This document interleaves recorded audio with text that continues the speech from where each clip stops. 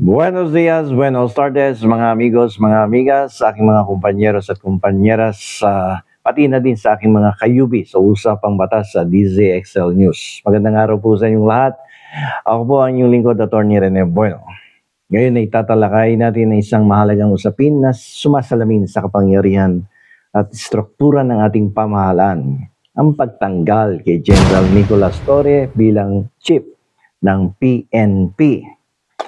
So, tingnan natin yung legal na kwento sa likod ng pagkakalaglag ni General Torre at maraming nabigla dito, lalong-lalo na kaninang umaga, kahapon, ay nagulat tayo sa balita nito. So, tingnan natin yung legal na batayan sa pagtanggal kay General Torre at tingnan natin kung ano ba pinag-ugatan nito.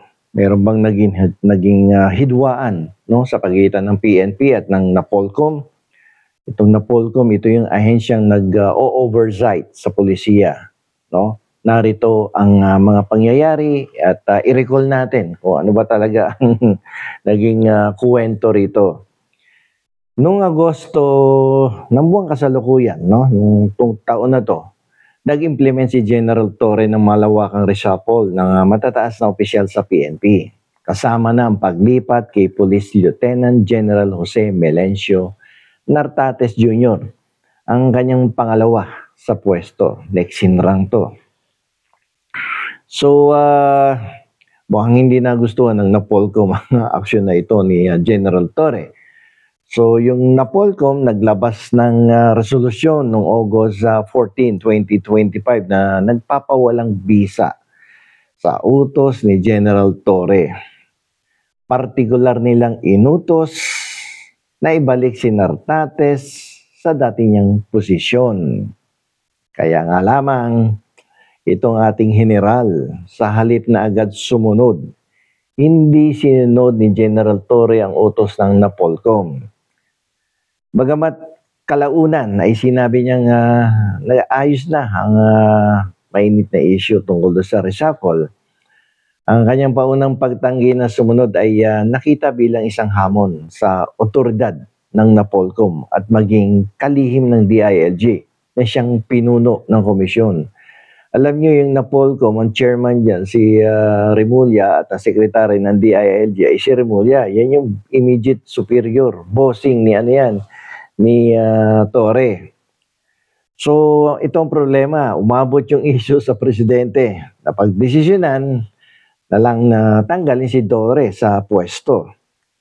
Nilinaw ni Interior Secretary John Vic Remulla na hindi ito dahil sa anumang kriminal na kaso, kundi dahil kailangang panindigan ng presidente ang papel ng National Police Commission. Ito ay isang pagpapakita na ang mga institusyon ay mas mahalaga kaysa sa individual na namumuno rito. So, mahirap kasi yan kapag medyo nilalagpasan mo ang otoridad ng isa sa iyong kinoconsider na bossing sa isang ahensya o sa isang institusyon. Mahirap yon. So, dito yung doktrinang at the pleasure of the president, no, ay sinunod. Bilang isang presidential appointee, ang PNP chief ay nagsisilbi no, sa kasiyahan ng presidente. No, at na anytime pwede siyang tanggalin ng presidente, no? Hindi na kailangan magbigay ng legal na rason. Basta't ito'y para sa kabutihan ng publiko at ng institusyon. Anytime the PNP chief may be removed, may be replaced by the president. Walang kailangan na legal na dahilan. So sa kabila ng kanyang mabilis na pagkakaalis, malaki ang posibilidad na maitalaga si General Torre sa isang mas sensitibo at mataas na posisyon sa gobyerno. Bagamat maraming nalungkot dito, marami din naman na nagsasabi, ay hindi pa pwedeng walang kapalit na pwesto yan. So sa parte ng presidente, ang sinasabi ng mga nasa Malacanang ay malakas pa rin ang tiwala ng presidente sa general.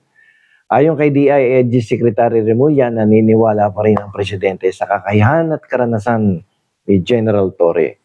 May mga ulat na kinoconsider siya para sa isang bagong kritikal na posisyon. Hindi ito pagpaparusa kundi isang madiskarting hakbang para ayusin ang isang issue sa institusyon. Sa maikling panunungkulan ni General Torre, pinangunahan niya yung matagumpay na operasyon tulad ng pag-aresto sa dating Pangulong Rodrigo Duterte at kay Apollo Kibuloy. Pinakita niya rito ang kanyang kakayahan na tuparin ang mga sensitibong utos.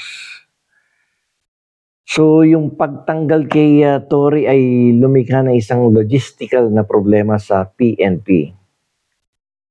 Bilang isang 4-star general, mas mataas ang kanyang ranggo kaysa sa kanyang kapalit na si Lieutenant General Nartates. Ang pagbibigay sa kanya ng bago mataas na posisyon sa labas ng PNP ay magiging win-win, no, na sitwasyon yan. Magagawa niya magretiro mula sa serbisyo ng pulisya at tanggapin ang bagong tungkulin. Habang nalilinawan ng daan para kay Nartates na makuha ang 4-star na ranggo bilang PNP chief nang walang anumang conflict.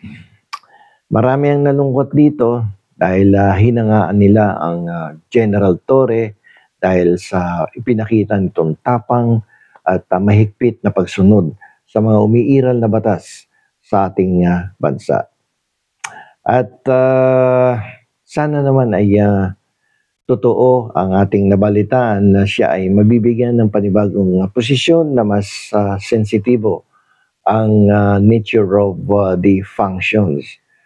At ako nga kung mabubuo lang yung Truth Commission na yan o isang task force na may kinalaman sa pagbuwag ng mga sindikato diyan sa mga contractors na pumapasok diyan sa DPWH, yung mga sangkot sa korupsyon na yan.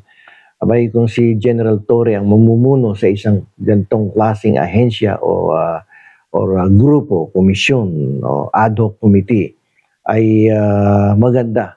Sigurado ang kalalabasan sapagkat itong tao na to walang sinasanto. Kapag nakikitang mali, ay kailangang ituwid ang isang mali. At kung kailangan sundin ang batas, tamaan na kung sino ang tatamaan sa kanyang ipinatutupad na utos na sumasang-ayon sa mga umiiral na batas sa ating bansa. So sana ay itong pagkawala niya sa PNP ay hindi tuluyang pagkawala rin ni General Torre sa ating pamahalaan. At sana siya ay mabigyan pa uli ng pagkakataon na manungkulan, no, sa ating bayan at tumulong sa kasalukuyang pamahalaan na pangunahan ang pagpugsa sa mga corrupt na public officials at mga corrupt din na kasangbuat ng mga public officials katulad ng mga kontratista sa ating pamahalaan. So hanggang dito na lamang po. Ito po ang inyong lingkod, Attorney Rene Bueno.